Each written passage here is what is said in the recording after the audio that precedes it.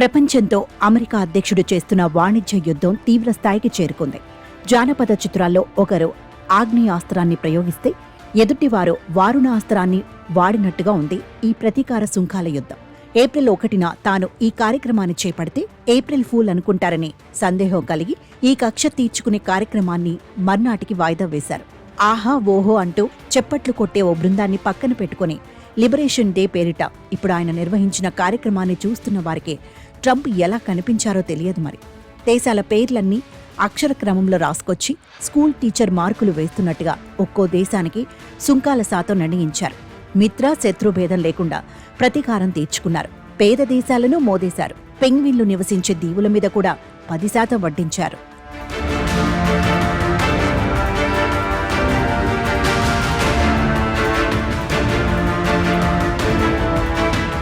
గత పాలకుల కుట్రలు నిర్లక్ష్య కారణంగా రోగాన పడిన దేశాన్ని ఈ చర్యతో ఉద్ధరించానని ట్రంప్ చెప్పుకున్నారు.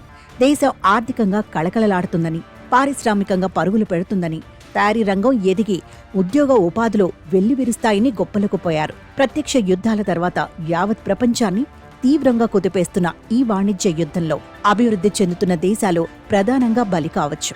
ఆపరేషన్ ముగిసింది, రోగి మరింత ఆరోగ్యంగా ఉన్నాడని ట్రంప్ ఈ కార్యక్రమం అనంతరం గొప్పలకు పోయారు.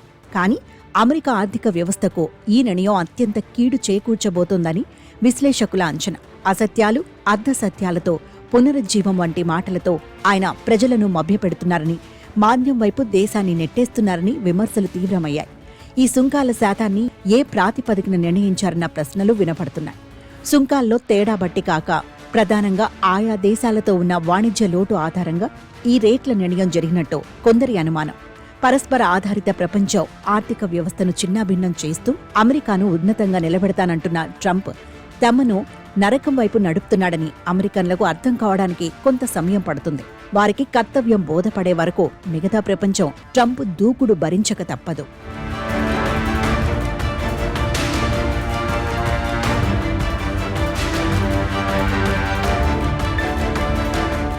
మోదీ మంచి మిత్రుడే, కానీ మనలను సరిగా చూడడం లేదంటూ ట్రంప్ ఎప్పటిలాగానే అదే ఆరోపణ చేశారు. ఆయన ఏదో హడావిడిలో 26 అన్నారు, కానీ భారత్ మీద 27% టారిఫ్ విధించినట్టు వైట్ హౌస్ తర్వాత సరిదిద్దింది. చాలా దేశాల విషయంలో ఇదే గందరగోళం.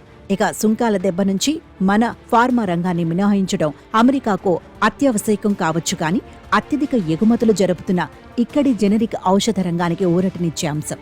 చైనా, వియత్నాం, థాయిలాండ్, బంగ్లాదేశ్ వంటి దేశాల మీద ట్రంప్ అత్యధిక టారిఫ్లు విధించటం మనకు టెక్స్టైల్స్, ఎలక్ట్రానిక్స్ తదితర కొన్ని కీలక రంగాల్లో ఆధిపత్యం పెంచుకోవడానికి కొత్త అవకాశమని కొందరి విశ్లేషణ.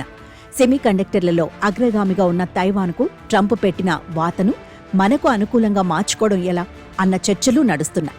అయితే లబ్ధి అందిపుచ్చుకోగలిగే స్థితిలో మనం ఉన్నామా అన్నది ప్రశ్న. మౌలిక సదుపాయాల్లో భారీ పెట్టుబడులు, గరిష్ట ఉత్పత్తి స్థాయి ఇత్యాది అంశాల మీద సదరు ప్రయోజనం ఆధారపడి ఉంటుంది.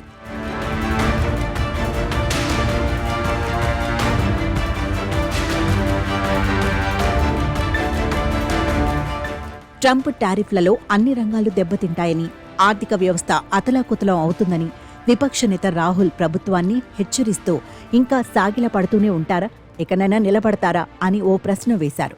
ట్రంప్తో వ్యవహరించడం ఎలా అన్నది మోదీని చూసి నేర్చుకోవాలని అమెరికా పెద్దలు, మీడియా వ్యాఖ్యాతలు ఇటీవలి ఓ వ్యాఖ్య చేశారు.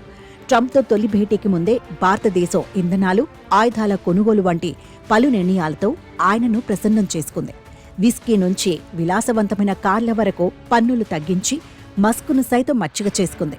ముందుగానే వాణిజ్య చర్చలు ఆరంభించి ఈ ఏడాది చివర్లో ద్వైపాక్షిక ఒప్పందానికి మార్గం సుగమం చేసుకుంది. ఆ ఒప్పందంలో మనం నిటారుగా నిలబడి స్వప్రయోజనాలకు అనుగుణంగా వ్యవహరించగలమా అన్నది ప్రధానం. ప్రస్తుతానికి సుంకాల యుద్ధం నుంచి తప్పించుకోలేకపోయినా త్వరలోనే పరిస్థితులు చక్కబడతాయని, ఇతరత్ర ప్రయోజనాలు, అవసరాల రీత్యా భారత్తో ట్రంప్ లెక్కలో వేరుగా ఉంటాయని ఆశించాలి.